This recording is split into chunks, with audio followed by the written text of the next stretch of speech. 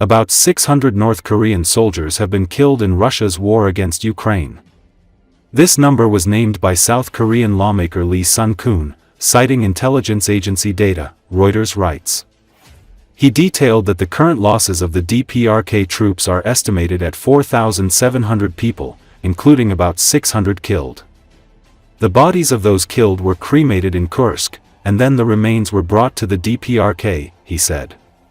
Lee Son-kwun added that since the beginning of the year, about 2,000 soldiers have been returned to North Korea, who are likely being held in isolation in Pyongyang.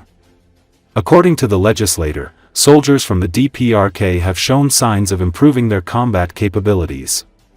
Recall that there are approximately 15,000 North Koreans fighting on the Russian side. In the summer of 2024, Russia and the DPRK signed a comprehensive strategic partnership agreement, which provided for mutual assistance in the event of an armed attack. And already in the fall, South Korean intelligence reported that the DPRK sent 3,000 troops to the Russian Federation to participate in the war against Ukraine. These troops were deployed in the Kursk region. In the winter, the Ukrainian armed forces captured 2 North Korean soldiers who fought in the Kursk region. They were taken to Kiev, where SBU investigators worked with them. In January, Ukrainian President Volodymyr Zelensky said that one of the captured North Korean soldiers wanted to stay in Ukraine. North Korean leader Kim Jong-un authorized the deployment of armed forces to Russia's Kursk region, citing the need to uphold treaty commitments, according to a statement by the Central Military Commission of the Workers' Party of Korea. The commission said the move was based on an assessment by Kim that the situation met the conditions of Article 4 of the Treaty on Comprehensive Strategic Partnership between Moscow and Pyongyang. The article obliges mutual military support if either party is attacked by an external force. It said military activities by North Korean troops in Russia fully conform to all the provisions and the spirit of the UN Charter and other international laws. On Saturday, the Kremlin announced that Russian forces had driven out Ukrainian troops from Kursk. Russian Chief of the General Staff Valery Gerasimov thanked North Korean soldiers who fought shoulder to shoulder with Russian servicemen.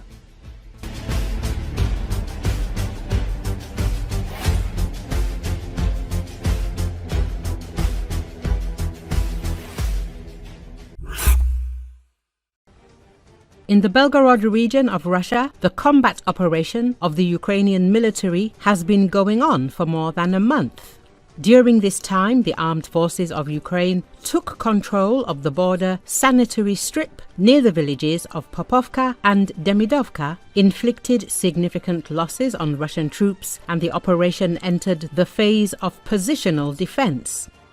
The combat operations are being carried out by the 225th Assault Regiment of the Ukrainian Armed Forces together with attached units, including the 33rd Assault Regiment, formed by the Rifle Battalion of the Air Force, and the 414th Tahi Madyara Brigade. Journalist Yuri Butasov reported on his Telegram channel.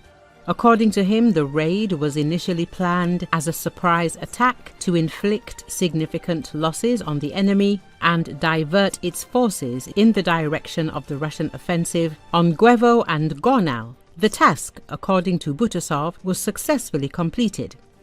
The operation has entered a phase of positional defense in the forested area along Russian defense lines and Dragon's Teeth fortifications.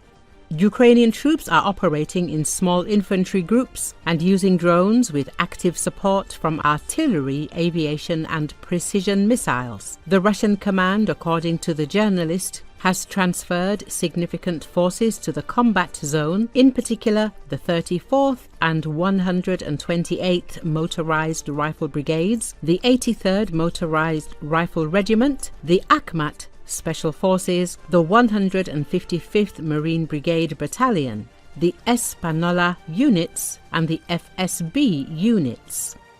Butasov noted that Russian troops suffered serious losses. The 128th Brigade and the battalion of the 155th Brigade were withdrawn for reinforcement. According to the 414th Brigade alone, Ukrainian pilots destroyed more than 100 enemy armored vehicles. He also emphasized that the loss ratio is now significantly in favor of the Ukrainian side, and elite units of the Russian Federation, in particular Akhmat and Española, were unable to complete the tasks assigned to them. The journalist called for all participants in this operation to be awarded state awards and stressed that every successful military action must be completed on time, given that the main objectives of the raid have already been completed.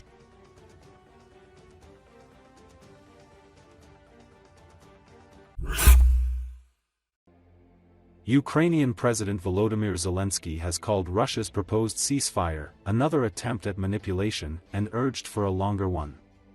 According to Associated Press, the Kremlin has declared a 72-hour ceasefire in Ukraine next week as Russia marks Victory Day in World War II.